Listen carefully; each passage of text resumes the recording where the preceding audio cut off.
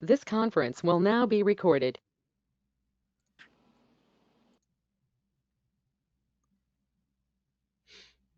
All right, go ahead. Okay. All right. Hello, everybody. Good morning, good afternoon, I guess, depending on where you're coming from. As Scott said, my name is Dan Lindner. I am a relief mate with Great Lakes Fleet here on the Great Lakes. Scott asked me to do this presentation while I was sailing actually earlier this winter, and I'm excited. This is an opportunity for me to get to share with all of you what my life is like, because I know that I work a job that many, many people are curious about, and people are fascinated with what I do. So it's a pleasure to be able to be here today and share what I'm doing. So my plan is to take you through kind of a little bit backstory of my life. I'll go through why I became interested in this industry, why I'm here, and then how I got into the industry, and then go through my education, how I got to where I am today, and then talk about what I do every day, what my career is like. And then, as Scott said, if anyone has questions, feel free to drop them down in the chat, and then we'll go through those at the end. So without further ado, here we go. A little bit of background on me. I was born and raised in central Wisconsin, and I have family with property up in Sturgeon Bay, which, for those who aren't unfamiliar, Sturgeon Bay is home to one of the largest shipyards on the Great Lakes that does construction, maintenance, that sort of thing. So the Philip R. Clark there, you see me standing in front of ships just like that. I grew up seeing, and as a little kid, I was amazed and wanted to know more, and that grew into doing research. I found some online websites. There was a gentleman by the name of Ken Newhams who has since passed on. He did a shipping news publication that he put in the ship canal at Duluth outside of the visitor center. He ran a website, and I found his webpage. I found web cameras, and from there it just took off. And I wanted to know everything I could about these boats. I was amazed. I made trips to go see them. I got into photography, and then I discovered that working on them was a career and I could make a career out of it. And I knew that's what I wanted to do. So I'll get into that here in the next slide. So yeah, Philip R. Clark was my most recent vessel. You can see me there in front of it on the left. Photo on the right is from when we laid her up just about a month ago or so in Toledo. Everything you see there, that's me in the pilot house with the Chadburn telegraph. Everything is covered in the background. That's what we usually do for layup. So Great Lakes Maritime Academy. This is one of 7 maritime academies located throughout the country. We're the only one on the Great Lakes, hence the name. The rest are located on the ocean between California, Texas, and then the East Coast. So GLMA specializes in training people to do exactly what I do, which is operate vessels. It's a typical 4-year college. Graduates come out with a bachelor's degree it's called Science and Maritime Technology, fancy way of saying boat driving. There's 2 paths through the academy. We refer to them as deck and engine. So if you go deck, then you become a deck officer like I am. You're in charge of navigating the ship, cargo operations, that type of thing.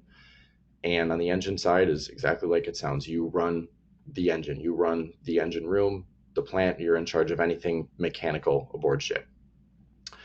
While at the academy, I had a mix of regular, typical general education classes like math, English, that sort of thing, and then the balanced with maritime specific classes. So I learned everything from the basics of navigation, celestial navigation, meteorology, radar, electronic charting, all of that sort of thing. The photos you see in front of you are all just a good kind of depiction of some of the general things we do. Up there in the top right, you'll see a group of my friends and I at fire training. We do go through active firefighting. Top left corner, you'll see there us working with a Coast Guard helicopter. We do hoist training. So that would be practicing like a medevac situation by helicopter, which was incredibly cool to see. We have a training ship. Each Maritime Academy does have a ship that they can use for training. Ours is called the State of Michigan. You see it there in a couple photos. We also have various small vessels and tugs. You see the G tug there in the center on the bottom. That was a lease we did, I believe 2020 or 21. But they're all platforms for us to use to enhance the training cadets have and give them hands-on experience. The center photo at the top there is my graduating class, but that just goes to show how small of a group this is. The school admits 60 cadets every year, usually about 30 to 40 end up graduating and making it all the way through the program. So it's a very small community, small industry. But GLMA is designed to prepare you for the officer job. So by going through the academy, you skip past all of the unlicensed positions on the boat, which include like being a deckhand or an oiler, an AB, a QMed, things like that. It elevates you to the top level position. So you learn from the coursework and obviously then your trainingship experience and cadet experience versus working your way up. Both are very viable options. There's nothing wrong with either one. This is just the way that I went. This was the way that worked for me.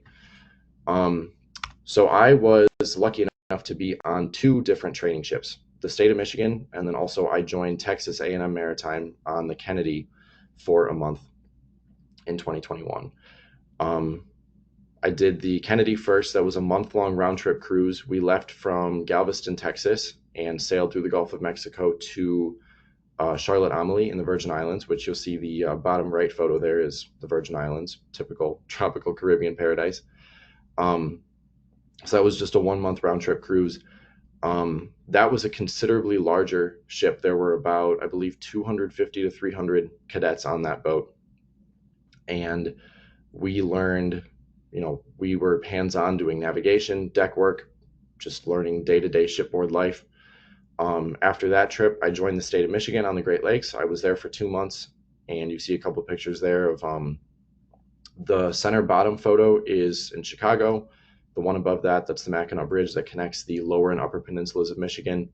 And the lower left photo there is going through the Keweenaw Waterway in Houghton in the UP.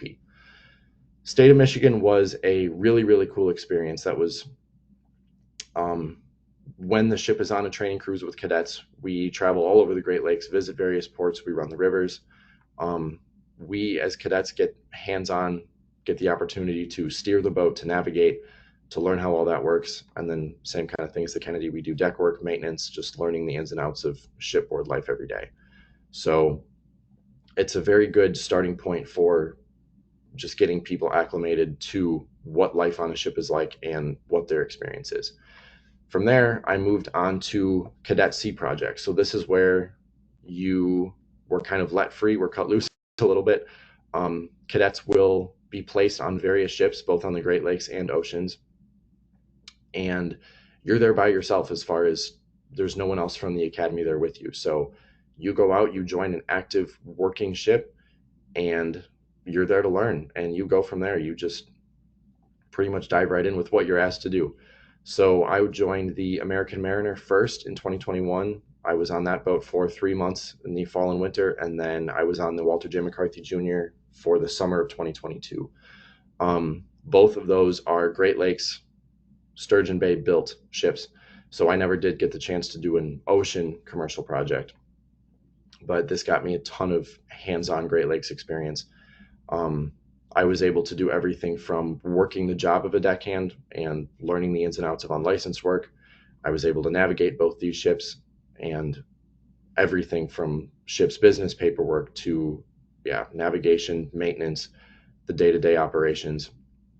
It was by far the best opportunity for me to really see what the career would be like and see what life is like.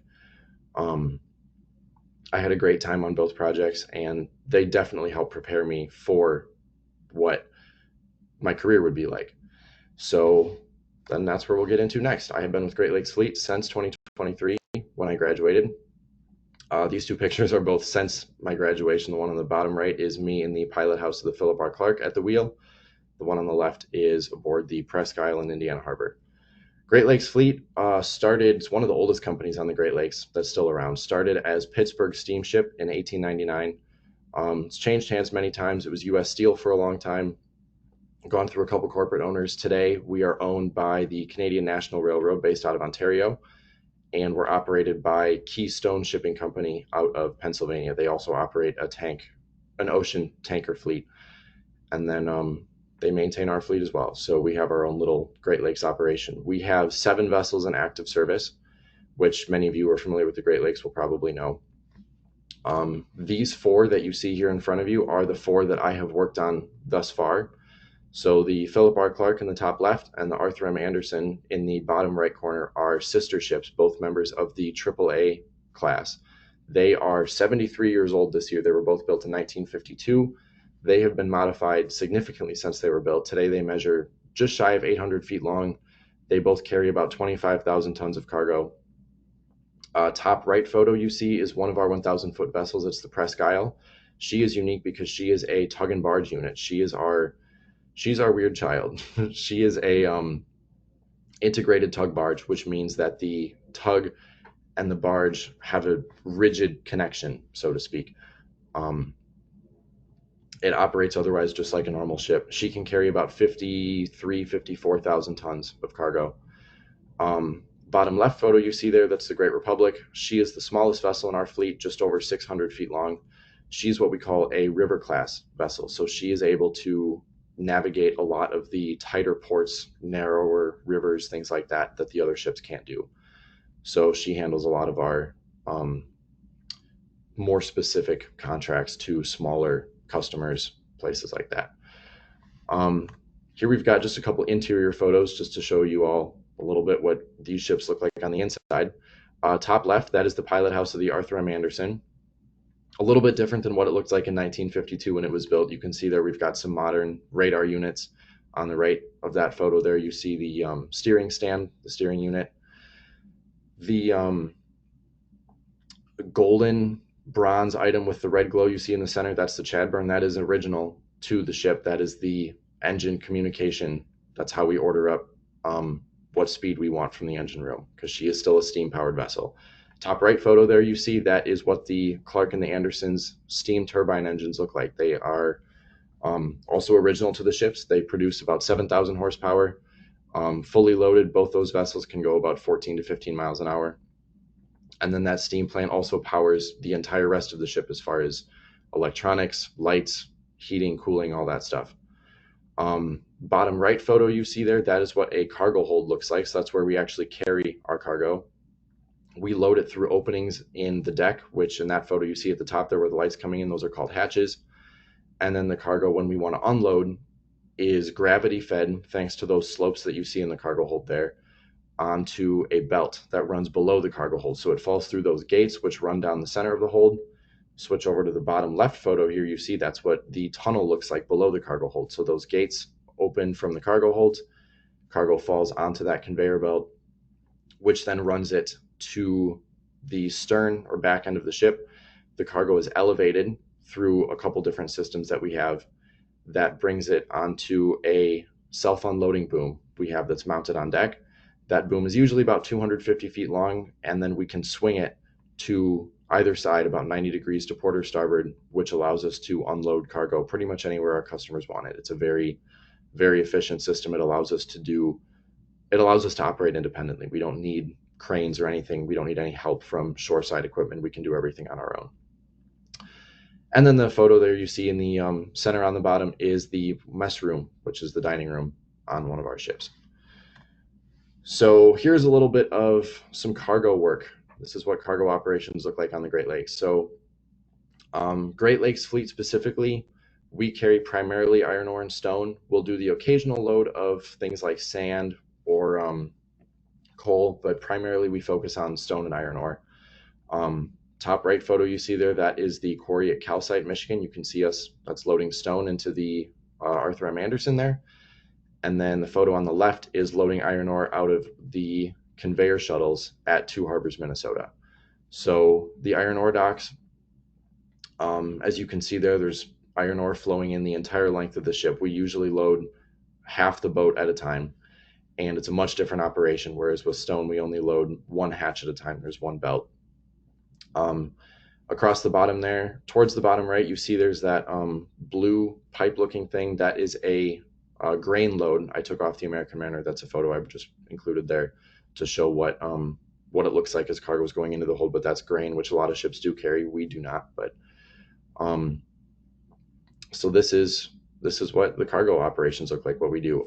We carry primarily, as I said, iron ore and stone. Most of our iron ore we haul for Cleveland Cliffs or U.S. Steel.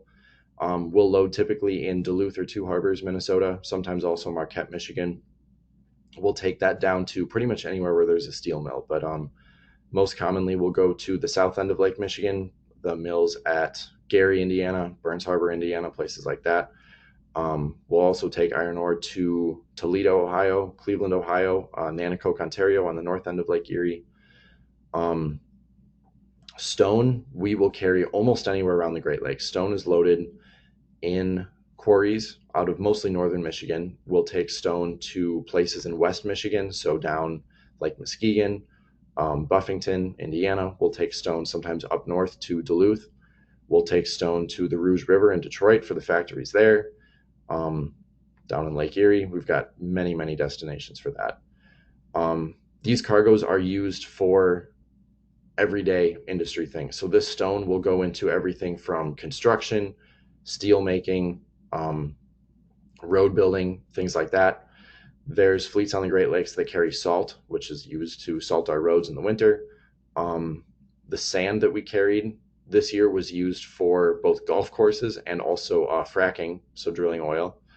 And then the iron ore goes for steel making. So the auto industry, steel for virtually anything you can think of. It originates at the mines in northern Minnesota often, and then we're the middleman. We carry it to where it needs to go. So that's our cargo operations. This is another little bit of stuff I wanted to include because everyone always likes to see this. Yes, sailing does give you the opportunity to see some pretty amazing things. We're one with nature most of the time. We're at the mercy of the Great Lakes always.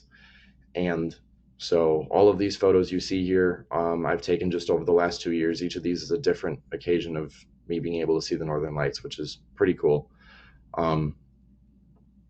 Nature is a very, very powerful thing. And this is one firsthand way to get to experience that and see the things that we do.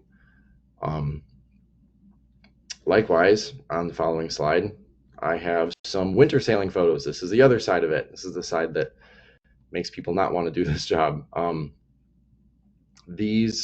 of these were actually taken this past winter, just from December and January before we laid up for the year. It gets frigid cold out on the lakes. It's always windy, snow, ice. It's all something that we have to contend with. Certainly makes the job interesting. Safety is very much a top priority, and we do our best to keep things as safe as we can. And we monitor the weather incredibly closely. That's part of my job every day, is watching the weather, making sure that the route we're taking is safe, making sure that it's safe for the crew to work on deck, things like that. So I'll launch into a little bit now here, let you all enjoy these lovely photos. My day-to-day life as a sailor now. So I work my official title is a mate or an officer. So I stand a 4-hour watch 2 times a day, which is dictated by the position I'm in. So if I'm first, second, or third mate, each mate stands a 4-hour watch, which comprises then a 12-hour period. And so that way there's one of us in charge at all times, all hours of the day. We are a 24/7 operation. We don't stop for the night or anything like that. If we're going to get to a dock at 3 o'clock in the morning to do a load, everybody's up at 3 in the morning, and that's what we do. During my 4-hour watch, I am in charge of whatever's happening on the ship at that time. So if we're in the lake, I'm just navigating, making sure, avoiding other traffic, navigating through the river, whatever that may be. If we're at a dock loading or unloading, then I am in charge of that operation, loading, unloading, whatever it may be. So my job is to coordinate with the unlicensed crew, make sure that they understand what's going on, directing them, and overseeing the operations, communicating with dock office people, the load crew, things like that, making sure that when we're unloading, I'm communicating with the customer, making sure that they're getting their product where and how they want it. And then, during a load, I'm actually communicating with the loader on making sure the vessel's being loaded up safely and how we want it to be done. So that's pretty much what I do every day. Usually we sail anywhere from 2 to 3 months at a time. It will vary by company. Every company has a little bit of a different rotation.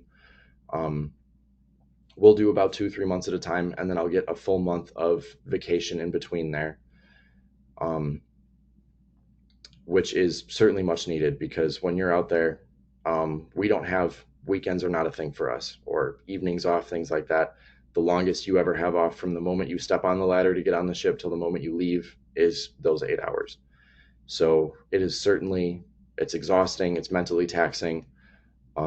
It takes a lot out of you, and it takes a very special, you have to be able to work in unusual conditions, be able to um, be flexible with almost everything in your life.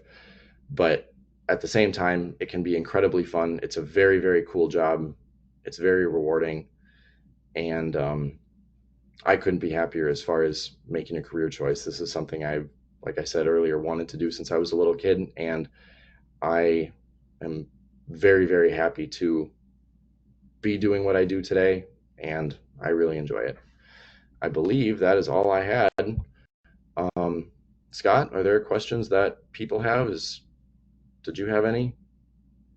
Yeah, so awesome pictures. Thanks, Dan. I have a bunch of questions myself that I think people would be interested in hearing the answers of.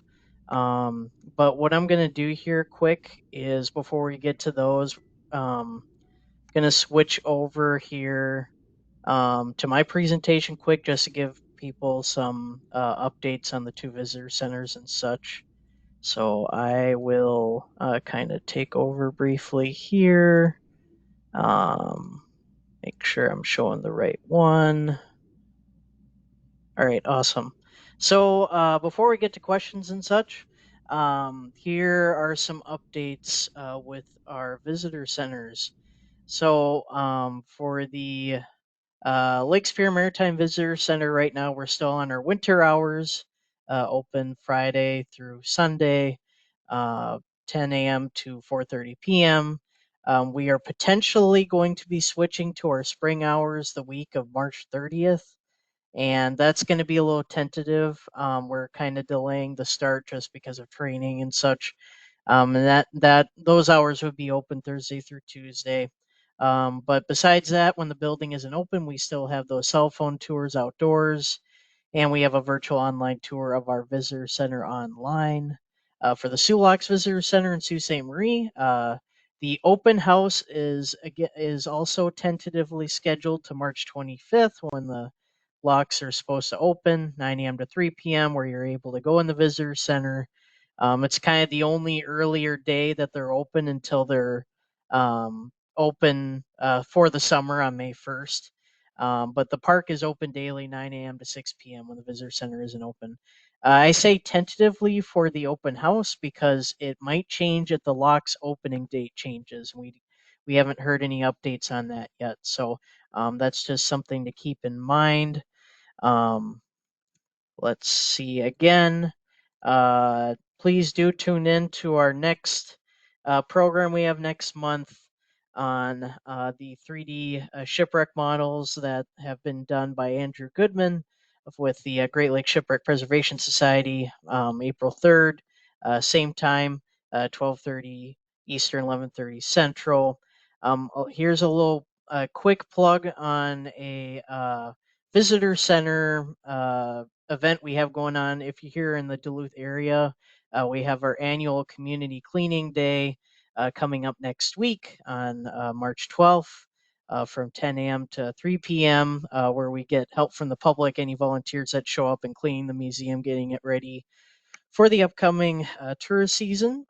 Lunch is provided to those who show up, and it's kind of a great way to meet people that like the subject, or if you want to meet us museum folks who work here, it's a great way to do that too. So that's a little plug for those who are in the area. Um, yeah, so now we can get to some questions. One thing, Dan, I wanted to ask you was you've already explained this to me, but what is the difference between the different levels of mate that you've been like third, second, and first? I know you've talked a little bit about, but I don't think people are familiar that there are differences. Okay, sure. So yes, like Scott alluded to, and like I said earlier, there's three mates. Hierarchy on the ship, so the captain's at the top, and then the first, second, and third mate are immediately below him or her. As far as day-to-day operations go, the captain is kind of an always on call person. So the between the three mates, one of us is always standing a watch, always on duty, and then the captain is always available if we ever need them for any situation. The captain will also usually be present for navigation, like in the rivers. When it comes to arriving at and departing docks, usually the captain will be the one physically maneuvering the vessel, and the mate is calling distances, helping watch for anything that the captain needs eyes on. So at the end of the day, each mate does the same job in the sense that we're all in charge of whatever is happening during our 4 hour watch. Um, Outside of that, between the three of us, duties are split as far as getting the ship's paperwork done. So the first mate is typically in charge of everything cargo related. So the first mate is in charge of making load plans, unload plans, coordinating all the cargo, things like that. Second mate is typically tasked with crewing. So they're in charge of paperwork, making sure that everybody has up to date documents, making sure that everybody's paperwork is where it needs to be, handling any clearance paperwork for customs, things like that, government related things. And third mate is in charge of safety. So third mate's job is typically safety inspections, making sure that our safety equipment is all up to date, taking care of getting new safety equipment if we need it and when we need it, and then helping to coordinate drills, things like that. So in some ways we each do the same thing, some ways it's different. But yeah, between all three of us, we are all there to accomplish the same job. Awesome. Do you have a favorite of those three different positions that you've been in? I would. I've only been first mate a little bit. I did some relief first mate work this past year. I really enjoyed it, and first mate tends to be considerably more stressful, just because the job of managing cargo, and you're also managing every. The other thing I guess I forgot to mention in the last question. First mate also was in charge of, at least at our fleet, payroll. So the first mate coordinates managing everybody's hours and submitting payroll to our fleet office, who then obviously will pay it out. But first mate is a significantly more stressful job, and I feel once I get more experience and get more comfortable with it, I would probably say that one's my favorite. For now, second mate, just because it's what I'm most comfortable with. But Mm-hmm. I've done all three positions. I like all three. Sometimes it's also just about the watch you stand to. For example, my Mm-hmm. favorite watch is the 12 to 4 watch, so midnight to 4 a.m. and noon to 4 p.m. At Great Lakes Fleet, that comes with the second mate position. So I'm kind of gravitating towards that, but that's just because of when Yeah. I. Is that kind of more like you get semi-normal sleep, like being able to go to bed after 4 a.m. and or The no? If you want the most normal quote unquote sleep schedule, that'd be the 8 to 12 watch, where because that Mm-hmm. gives most people you're awake during the day, 8 to 12 a.m. or 8 a.m. to noon and 8 to 12 p.m. I personally like the 12 to 4 because I've always been a night owl, and the hours of midnight to 4 a.m. are usually pretty quiet. So it's nice to have one watch a day where there's not a whole lot going on and it's dark, it's quiet. So Mm-hmm. it's kind of Just low normal. key. Yeah. Yeah. No, I always thought it was funny. I'd be texting you super late at night, and it's like, oh, that's right. He's up in the middle of the night. Yep. That actually addresses. So Michelle, our other park ranger, has been asking some questions here in the chat. You just addressed one of them. Another question Michelle had specifically. Can you tell us some pros and cons about living and working on the Presque Isle compared to other footers in the Lakers like the Clark? And I know when I visited you on the Presque Isle that you had a ton to say about all the weirdness Yeah. about that one. So the Presque Isle, I think I said earlier, is our weird child. The Presque Isle is a very unique vessel in that her design just requires a lot of extra work on everybody's part. Um, the Presque Isle has a very unique unloading system, which I don't want to get too into detailing because it's very confusing. Basically, Yeah. think of it like a water wheel. It's a very large wheel that spins um, and elevates the cargo to the. It's a very complicated system. The bottom line is that it requires two mates at a time working to unload, which means we're doing overtime. And so we end up usually working about 8 hours straight with only 4 hours off between shifts because an unload on that ship, depending on where we're at, will take anywhere from 14 to 18 hours. And so just the extra amount of work is one thing. Visibility out of the pilot house is a pretty significant issue because the tug is not tall enough to see over the unloading system.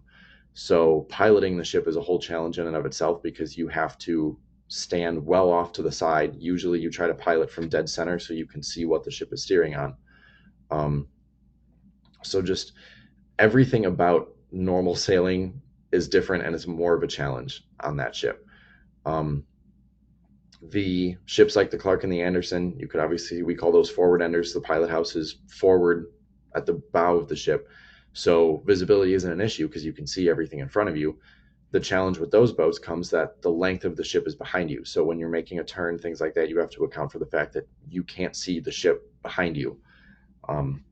So it's just every ship has its own nuances and unique challenges, I guess. Yeah, the Presque Isle is just Yeah.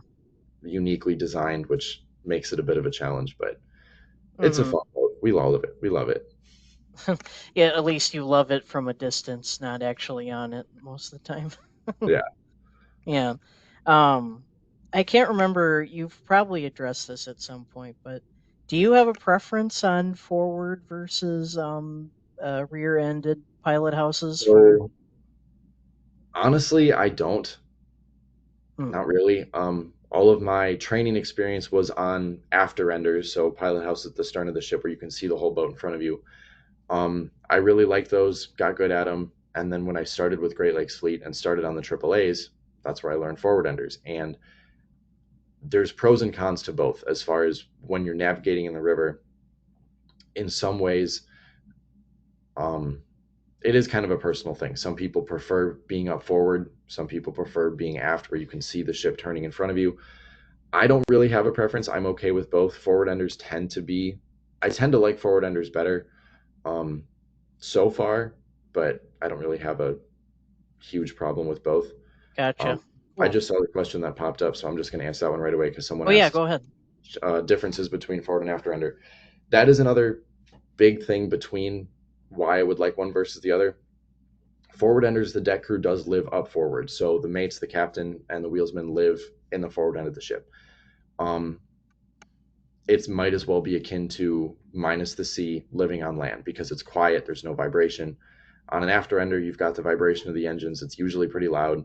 Um, it's a different kind of challenge as far as again, you have to be adaptable to you got to kind of be able to sleep anywhere because some boats are significantly worse than others. Also, most unloading systems are mounted at the aft end of a ship, so all that equipment you hear when you live back aft, it's a lot louder. Hmm. Um, for those reasons, I do tend to prefer a forward ender for sure, just because it's a lot nicer to live up forward where it's quiet. Hmm. The downside of forward enders that most people tend to forget about, thankfully, it's only a couple months a year, but ice in the winter.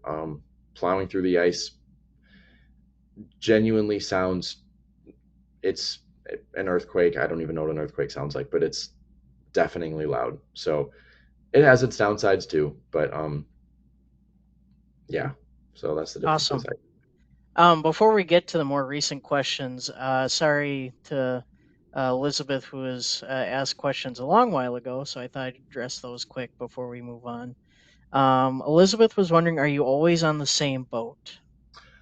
I am not. So the way that every fleet kind of does something like this, the way that we work specifically on Great Lakes Fleet is you have permanent officers assigned to a ship, and then you have relief officers. So I currently am a relief officer, which means I will jump from ship to ship depending on where I'm needed. So um, typically my job will be to go give the permanent officers their vacation. So, for example, say one of the permanent officers on the Clark wants to go home for a month. I'll go to the Clark for a month so they can go home. When they come back, then I will leave and I'll go to a different ship to relieve somebody else. So, if I choose to take a permanent spot, then in that case I would be more assigned to a ship per se. Um, Permanent spots come based on seniority, so just tenure with the company. Since I'm so new, I don't have a lot of that yet. So Hmm. How far away are you ruthless. from getting a permanent spot, do you think? So that it all depends. Honestly, I could get one within the next year or two. It all really just depends on it's about everyone else's personal preference because anyone can give up a permanent spot at any point. There are benefits to being on the relief list where I am. It's not that one is better than the other. Some people prefer being on the relief list because they like to work with different crews, see different boats.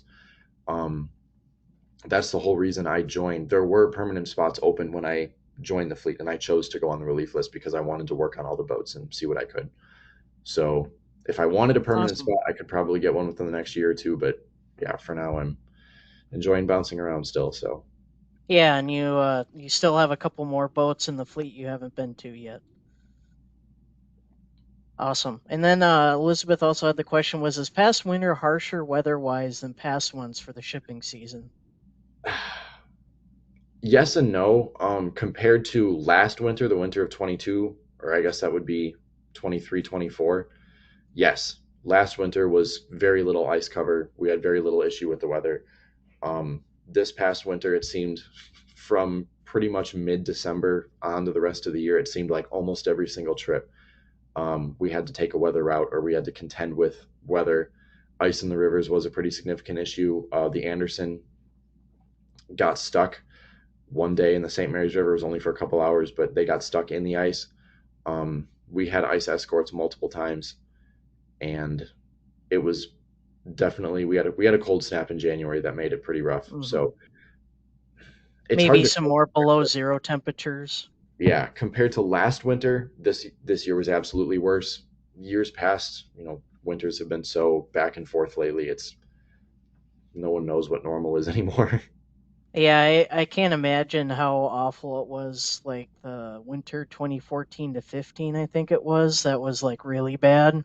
Yeah, That constantly hearing like this last winter, friend of ours on the Honorable James L. Oberstar, they were saying that they were losing their mind hearing the ice on the because being on the Oberstar front ender. So like you said, the ice is very annoying. You can't sleep very easily. Stuff like that. Um, let's see. Down to the bottom of the list here. Does the Presque Isle run with a smaller crew than a regular vessel? good question. No, a lot of the times tug and barges do have a smaller crew. There's some legal exemptions there because that the whole reason tug and barges exist was as a crew or a cost cutting measure because tugs can operate with fewer crew members. The Presque Isle, because of its design, was deemed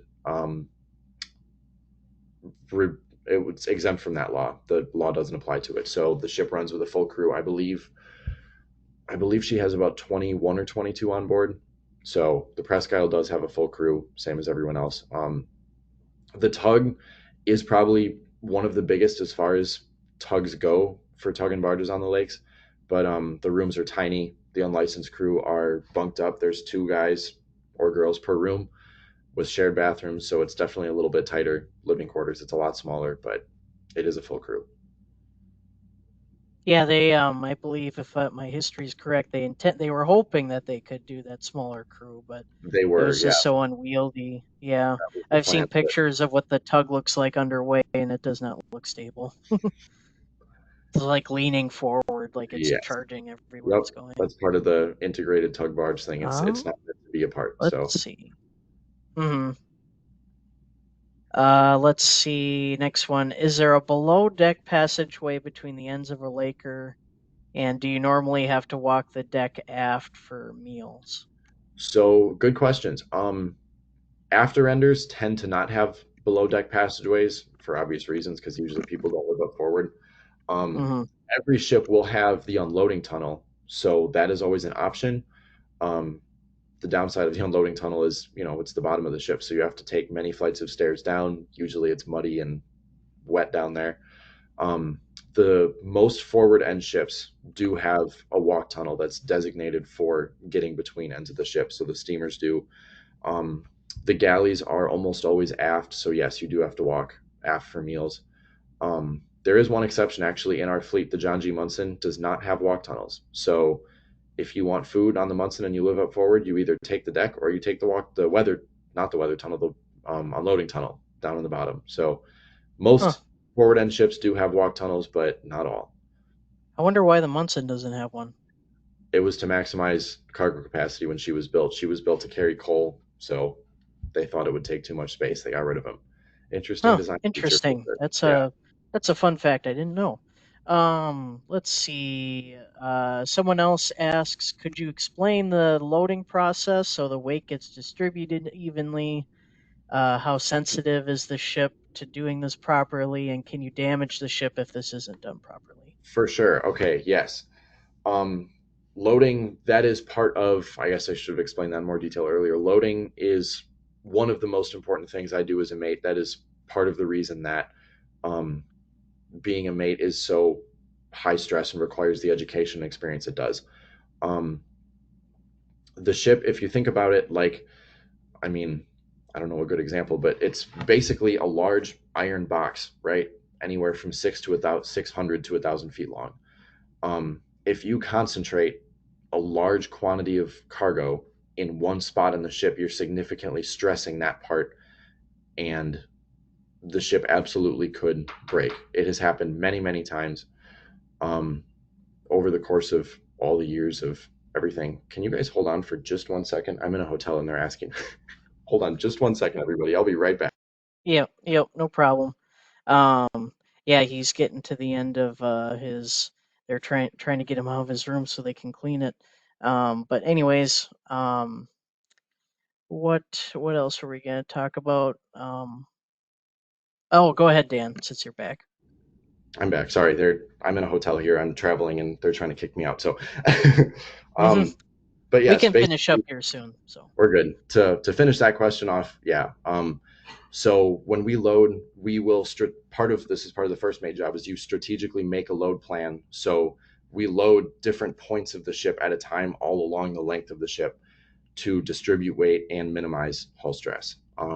What happened, for those who might be familiar, what happened to the Mishpachatan this past season, where she had a hull fracture in the middle of Lake Superior, was a result of poor loading practices. So if you don't load the ship carefully, you absolutely can break it. And obviously that's what we don't want to do. So Yep, especially with those older ships, you gotta be even more sensitive, I guess.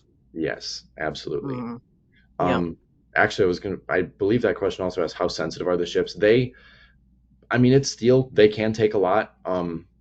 We certainly try to minimize that. And like Scott just said, especially on our older ships, we try to minimize stress, but they can handle a very fair amount. But yeah, we do our best to load as evenly as we can, distribute the weight as evenly as we can to keep that stress to a minimum, because why stress the boat unnecessarily? One thing I was just going to bring up quick that you've talked about and Logan has talked about on the Barker is that you'll make a load plan for a particular dock, and then all of a sudden they'll change the plan up on you and go to a different port. And how annoying that is, because you got to change your whole game plan depending on the dock and that is very much part of the office is constantly looking at coordinating loads for us, and sometimes a customer might say, hey, we need this load more than the one that we previously asked you for, so we'll be hours away from a load port, have the plan all ready to go, everything, and then we'll get switched and we have to completely redo it. We'll also do split loads a lot of the times, more often with stone, but we do it with iron ore sometimes as well, where we'll have multiple different products within different cargo holds on the ship, and they need to be kept separate, so we have to load extra special for those. And sometimes that's always the fun part of the job, is you have a plan set, you think everything's going to go the way you think, and then the dock changes or the load port changes, something changes, and you have to redo everything on the fly. So it's really fun. Yeah. And then one of the last questions on the list here, Ray asks, what's been your favorite nature site / experiences or experience so far? Very fair question. I would say, and then Michelle chimed in asking any memorable storms on top of that question. I haven't. So to address weather briefly, this isn't, I'm sure many are familiar with the Fitzgerald and the Fitzgerald storm. Today, sailing is not like that in the sense that we are encouraged to avoid weather where we can. The companies don't put pressure on us to sail into weather or, um, obviously the priority is move cargo as fast as we can, but what takes even more priority is safety. Um, it is captain's discretion and then the crew on the ship from there on where we sail and what we do. So storms like the one that sank the Fitzgerald, you'll never catch us out in those anymore these days. We will be hiding somewhere well tucked away. Um, I don't have any memorable storms really to share. Um, I guess the one I could think of, I believe it was the end of 2 years ago, towards the end of the season. We unloaded in Indiana Harbor on the Anderson, and then we were racing up Lake Michigan. Um, the only reason this was memorable was because I remember checking Facebook. We ended up ducking into Little Traverse Bay, which is near Petoskey, Michigan. And I remember people on Facebook posting and saying things like, "Is the Anderson okay? I'm concerned about them." And Yeah, they're freaking was, out. yeah, we went to go hide from the weather. Everything was fine, but it was memorable for the fact that people knew it was bad enough that they were posting about it, asking about us. So as far as a favorite nature event, honestly, for me, it's just the everyday. Like sometimes there's nothing I like more than just being able to appreciate whether I'm seeing a sunrise, a sunset, the northern lights, ice. I mean, we get to see every facet of nature out there. So I don't know Hmm. if I have a favorite. I like all of them. Yeah, yeah. No, I love the photos you send me and like again, seeing the northern lights out on the lakes. Oh, that's got to be, you know, It's pretty cool. Yeah. yeah, yeah. Lots of different descriptions for how cool that is. And then another question just popped up, which probably will be one of the last ones we take here. How long does it take to create a loading plan and likewise an unloading plan? Okay. Um, so a lot of what we do is monotonous. We tend to do a lot of the same loads out of the same ports. That is one benefit of Great Lakes shipping. So we'll have a repeat run so many times throughout the season where we're being asked to take the same type of cargo from the same port, and so we reuse a lot of old load plans. What we'll do typically is we'll modify them if we need to, depending on weather. Sometimes, like with stone, a lot, especially our smaller ports. This is something the Great Republic has to do a lot because they go into shallow draft ports. They will modify their load based on what water levels are doing. Because Hmm. obviously, if you load too deep, you run the ship aground. So, starting from scratch to make a load plan, definitely a couple hours. We have some tools, computer tools that we use, but a lot of the times it's just pulling off of old loads. We save everything. We have records years and years back for different ports and stuff that we reference all the time.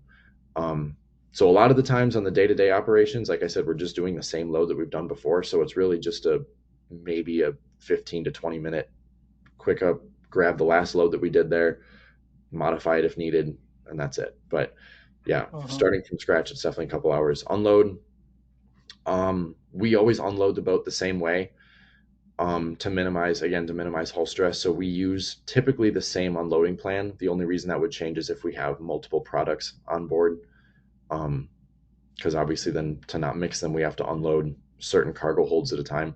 So in that case, we'll change it up. But again, we use a lot of the same things. So from scratch, it would take some time to build up. But for what we do every day, it's a lot of just old records that we already have. And it's just a few minutes of putting it together and modifying it for the current load as needed.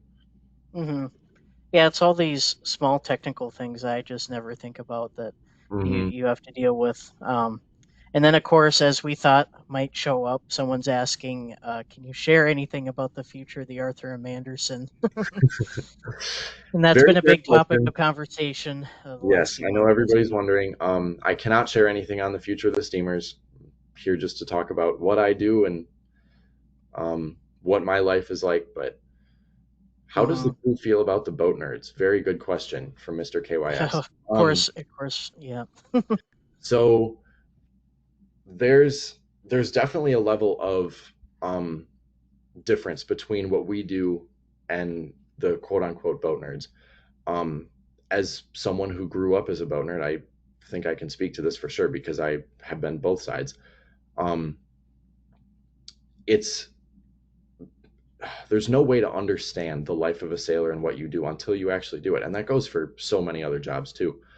Um, so it can sometimes the crew can definitely get annoyed when boat nerds are pestering with questions or messaging sailors, can we have a salute, or can we, can you tell me this, can you, because a lot of the times we have, I mean, we're there to do a job at the end of the day. So in some ways it's like, think of it like we're office workers 9 to 5 in a cubicle, and someone's standing over us with a phone in our face asking questions all the time. And it can certainly get, you know, it can seem pestering and things like that. So we always try to,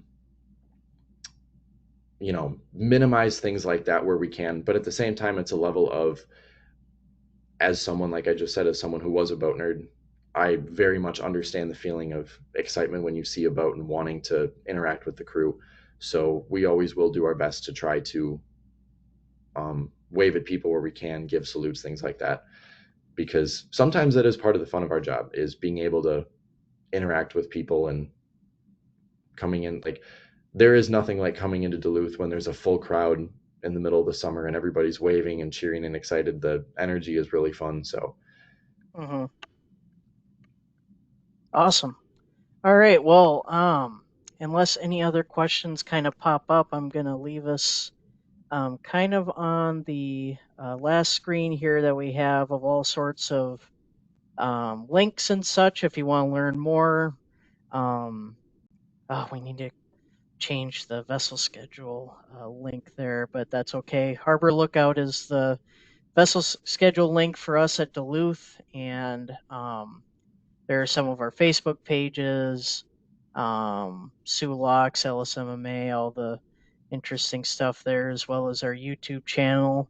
But thanks a ton, Dan. Thanks so much for being here and sharing your experiences with us, and for answering all the lovely questions, and absolutely. for putting up with me too all these years of asking questions as well. Oh, So, absolutely. I want um, to thank all of you for joining. Thank you for your interest. And yeah, I hope that at the least you were entertained by what I had to share today, but I hope that maybe you take something away from this, and the next time you're scrolling on Facebook and you see a picture of a boat, or you're watching a boat or something, then I just wanted to maybe you yeah. have a little bit of insight into what the people you see are doing and what our hmm lives are.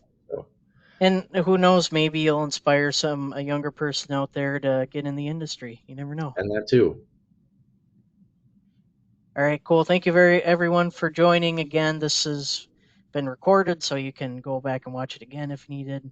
But we'll go ahead and stop the recording, and